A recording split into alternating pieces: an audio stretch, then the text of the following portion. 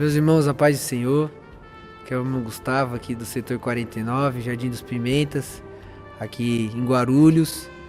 Nós estamos aqui hoje com o pastor Rinaldo, estamos num trabalho aqui chamado Mês Missionário e hoje o pastor Rinaldo esteve aqui pregando, trazendo a palavra, falando um pouco da 77 e foi muito bom e eu estou muito feliz, agradeço muito pela oportunidade de estar fazendo esse trabalho com o senhor, essa entrevista inverso, né?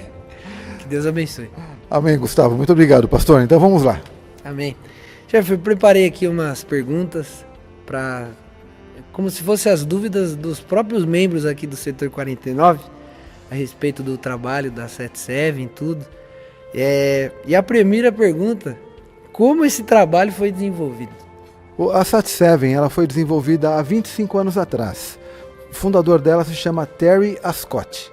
O Terry ele cuidava de uma organização missionária em Cairo, no Egito. E um dia, ele cuidando dessa organização missionária lá, ele percebeu que o segurança do prédio onde ele ficava montou uma tenda para moradia própria em frente do escritório lá da organização missionária dele no Cairo. E ele observou que aquela tenda não tinha quase nada, mas tinha uma TV, e a família ficava muito tempo na TV.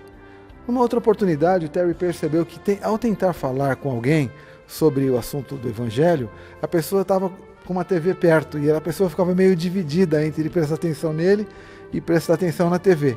Foi assim que surgiu o desejo no coração dele de fazer esse trabalho missionário. Por fim, ele acabou sendo banido do Egito, foi enviado para Chipre e lá, ele orando a Deus, pensando, meu Deus, por que isso acontece? Mas era Deus gerando nele os caminhos da estratégia do que viria a ser a 77. Assim, então, ele montou o planejamento, aproveitando-se das tecnologias de satélite, e surgiu ali na ilha de Chipre. As primeiras gravações, ele contratou uma libanesa, chamada Rita Elmonair. As gravações eram feitas na Suécia, olha que loucura. Eles pegavam um avião, iam até a Suécia, na igreja chamada Igreja Filadélfia. A Igreja Filadélfia é a igreja que mantinha o salário de Daniel Berg e Gunnar Wingren aqui.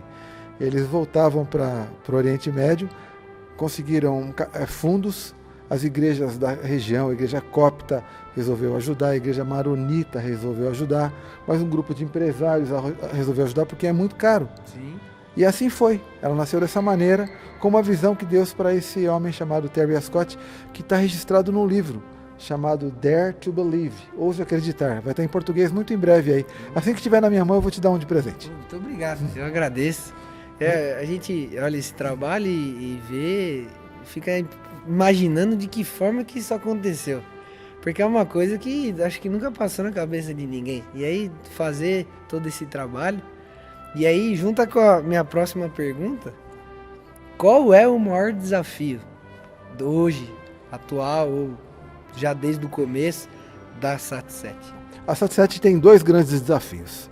O primeiro desafio ou não vou colocar como o primeiro no sentido de ser mais importante que o segundo. Um grande desafio é o desafio operacional.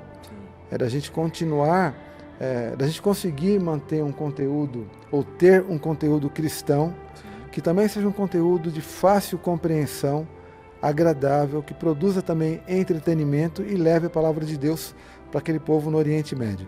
Você veja, a gente está no satélite levando o cristianismo para um mundo onde o cristianismo é escasso, 3% da população. Sim. O camarada por satélite com o controle na mão, ele tem lá 200, 300 opções de canal. Sim. Então, quer dizer, o nosso desafio é o desafio da qualidade de conteúdo, o desafio de entretenimento agradável e ao mesmo tempo contundente sob o ponto de vista da palavra de Deus. Então esse é o desafio, é um desafio técnico. Sim. Obviamente a gente tem um desafio espiritual, que a luta espiritual ali é imensa. Então assim, eu peço aos irmãos desde já que orem pela 77 ali. E eu falei dois, mas na verdade são 3 desafios, né? E o terceiro desafio é o desafio do custeio da 77. Porque toda a operação dela, toda a programação não tem propaganda na TV.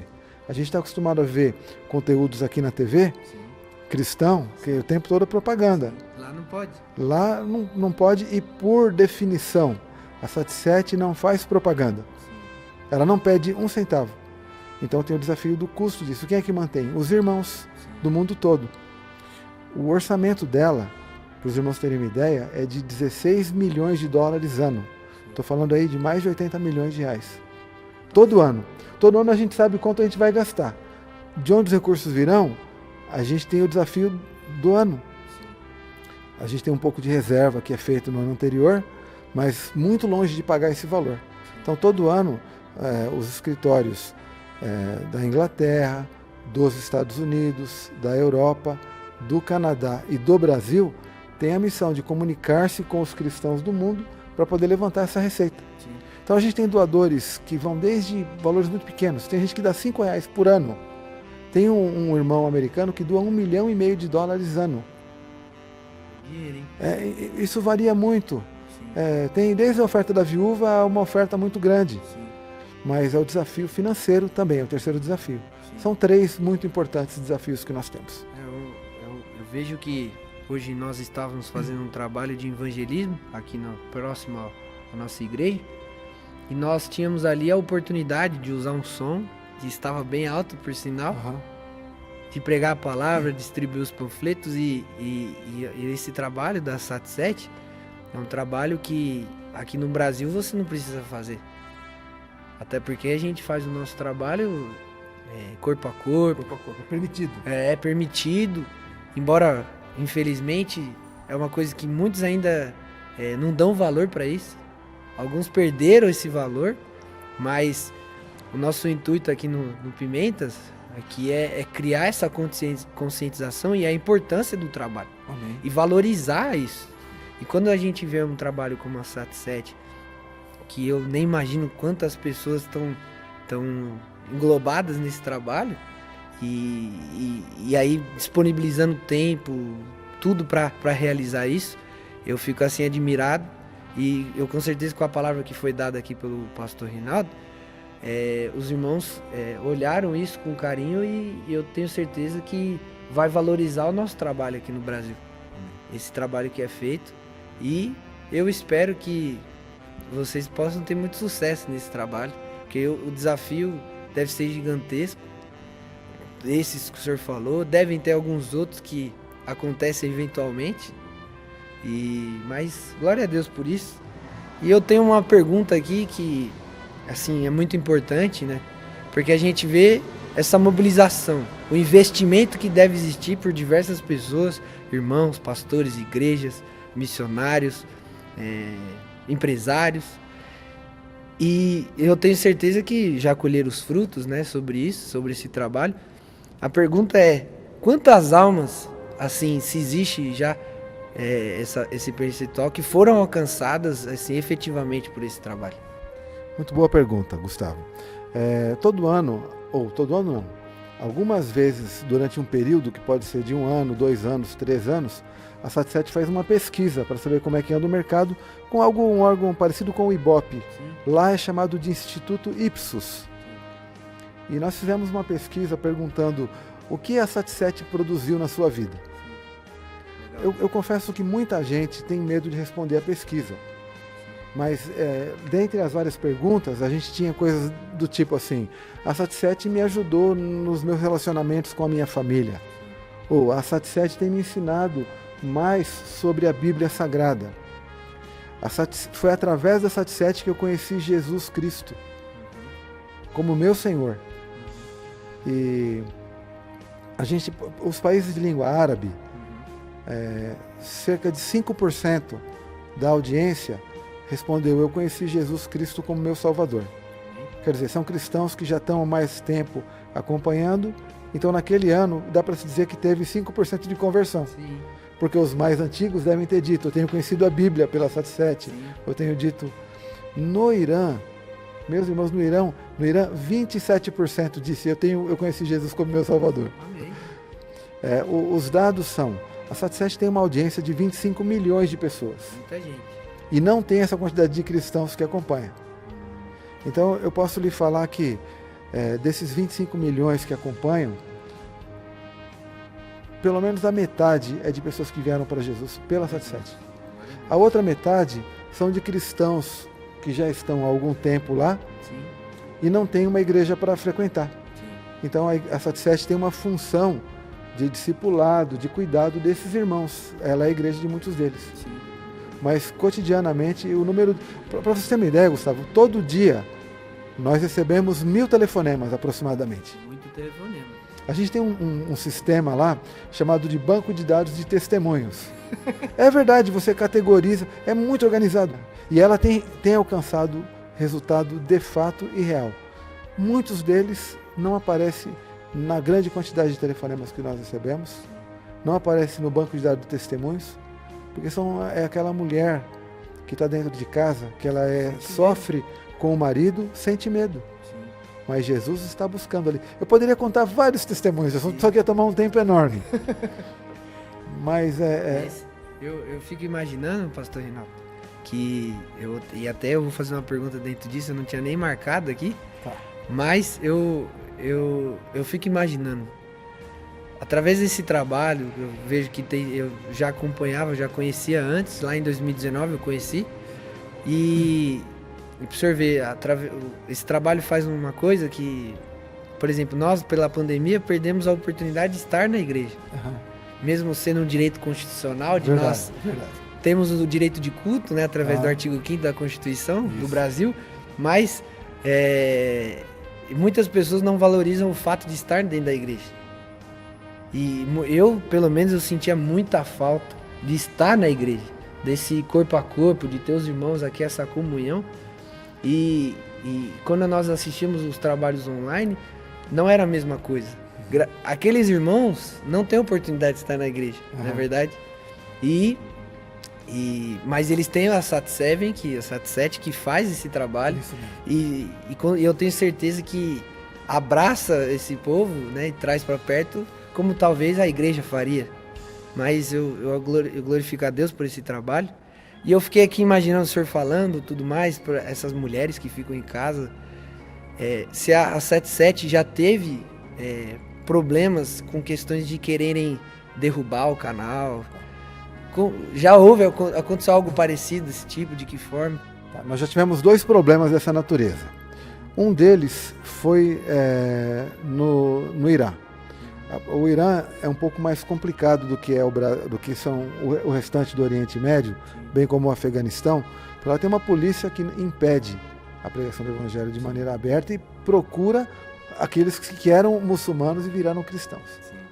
Então é muito complicado no Irã.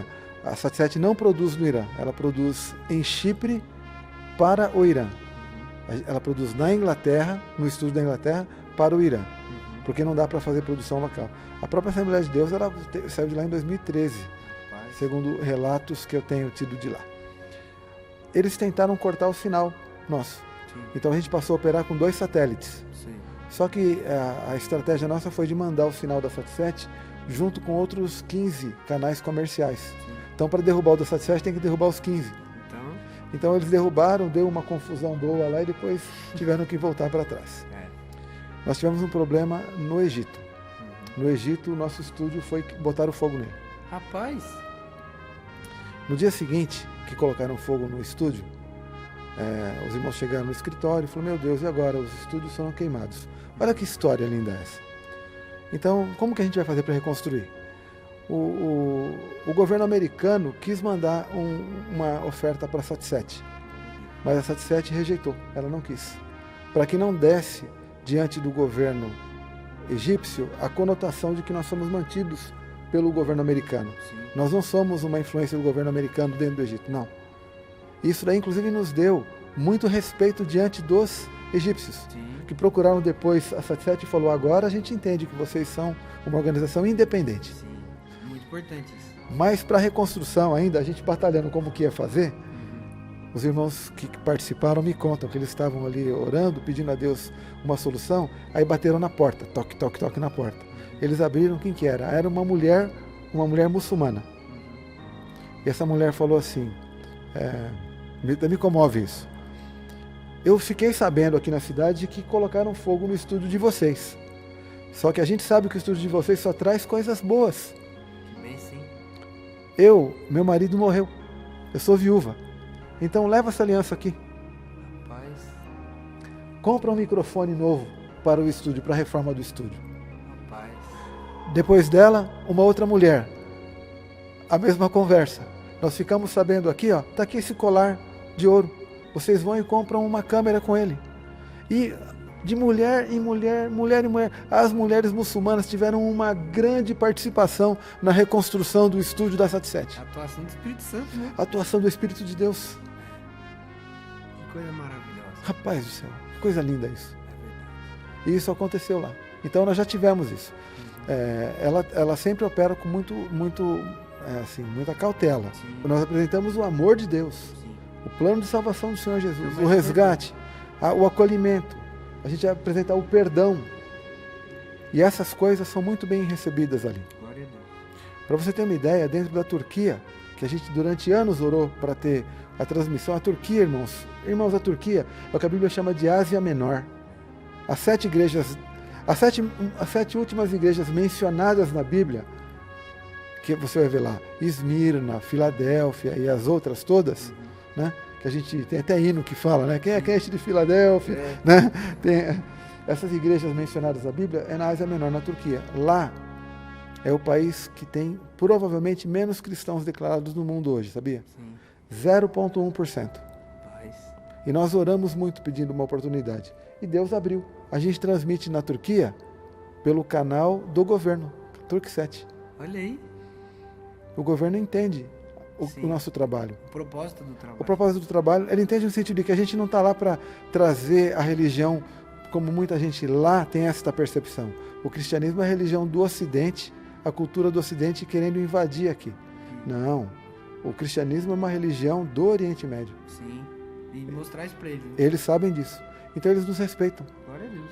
Muito bom. Uma benção. Bom, Eu tenho a última, só pra gente finalizar. Isso. Tá bom.